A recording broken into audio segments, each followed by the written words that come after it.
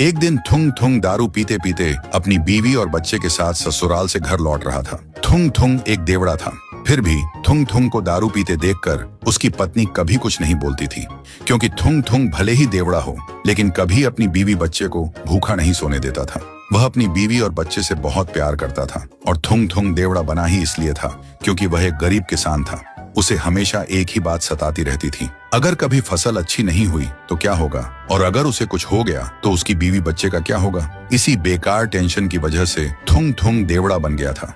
लेकिन जिस गांव में थुंग थुंग रहता था उस गांव में एक पुराना राज था। उस गांव के बाहर एक पुरानी हवेली थी और उस हवेली के अंदर एक बड़ा सा आईना रखा था जिसके अंदर सिर्फ काला अंधेरा था। लोग कहते थे वह आईना चेहरा नहीं नियत देखता है और उसी का भविष्य दिखाता है। और कहते हैं कि बहुत साल पहले एक आदमी जब उस आईने के पास गया तो आईने ने उसे अपने अंदर खींच लिया था। इसीलिए सालों से किसी ने न उस हवेली में घुसने की और न ही उस आईने में झांकने की हिम्मत की थी।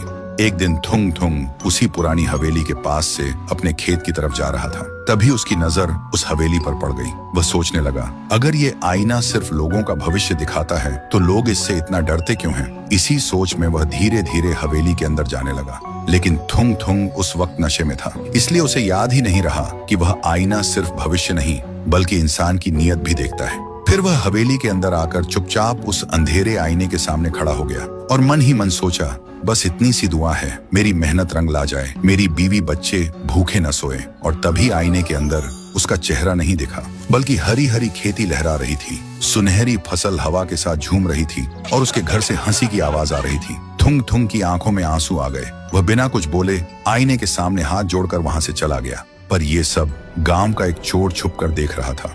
ये सब देखते ही उसके मन में लालच आ गया। वह सोचने लगा, गांव वाले झूठ बोलते हैं, ये आईना तो जादुई है जो लोगों का भविष्य उजाला करता है। शायद इसलिए गांव वाले सच छुपा रहे हैं ताकि सिर्फ वही अपना पेट भर सकें। क्या पता मैं भी आईने के पास जाऊं और एक ही दिन में कोई बड़ा हाथ मार लूं। ये सोचकर वह चोर भी आईने के सामने जा खड़ा हुआ और बोला, बैंक लूटूंगा, दुनिया का सबसे अमीर आदमी बनूंगा और जिंदगी भर ऐश करूंगा। जैसे ही उसने बोलना खत्म किया, आईने के अंदर का अंधेरा हट गया और लोहे की जेल के अंदर वही चोर कैद दिखा। आईने के अंदर उसका भविष्य नहीं, उसकी सजा दिखी। ये देखते ही चोर का शरीर कांपने लगा। वह गुस्से से चिल्लाया, झूठ है, सब झूठ है, और गुस्से में आईना तोड़ने लगा। लेकिन तभी आईना हिलने लगा और एक ही झटके में उस चोर को अपने अंदर खींच लिया। तो दोस्तों, भविष्य देखने के लिए किसी जादुई आईने की जरूरत नहीं होती। सच तो ये है कि इंसान की नीयत और उसके कर्म ही उसका असली आईना होते हैं।